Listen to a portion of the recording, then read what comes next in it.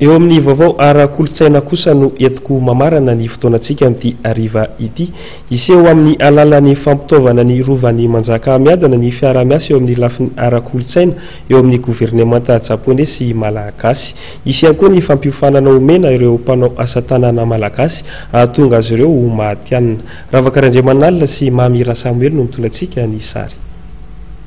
Anampy amin'ny fampitaovana ny rovan'ny manjaka miadana ny gouvernemanta japonais araka ny tatitra nataondra matoa Brigitte Samuel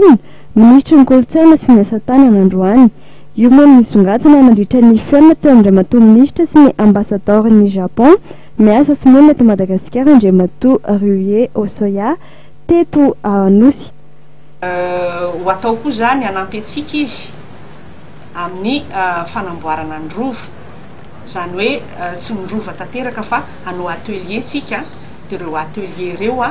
anamboatra ny meuble restauration ny meuble ao amin'ny rovo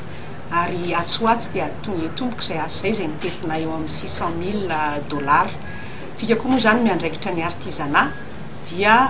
ezahany zareo koa zany teo aloha manko efa nisy ny fiaraha-miasa anome atsika fampitaovana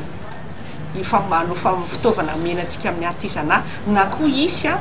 fampianarana fanakalozana traikefa eo amin'ny artisan atsika.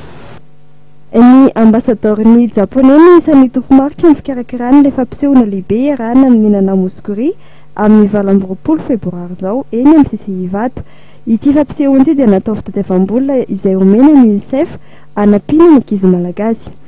Mikasika ny asa tanana moa dia andalam-pamolavolana ny paikady entina anomanana ny fampidirana ireo mpanao asa tanana eo amin'ny sehatra matiana ny ministera ka tonga azy ireo voafidy ho isan'ny mpahazo tombotsoa amin'ny tsenany Agoa araka ny fanazavana. Zay ihany koa tompo-kilasy tovovavy masaka azo natolotra ho anao tamin'ity ariva ity akasitrahana feno nefa ianao mbola nijery hatramin'ny farany fotoanany fampahalalam-baovaontsika tamin'ity ariva ity ny tena kosa dia mameho fotoananao amin'ny raha-pitso ndraiky mametraka ny veloma mandrapitafa ary tompo-kilasy tompoko vavy.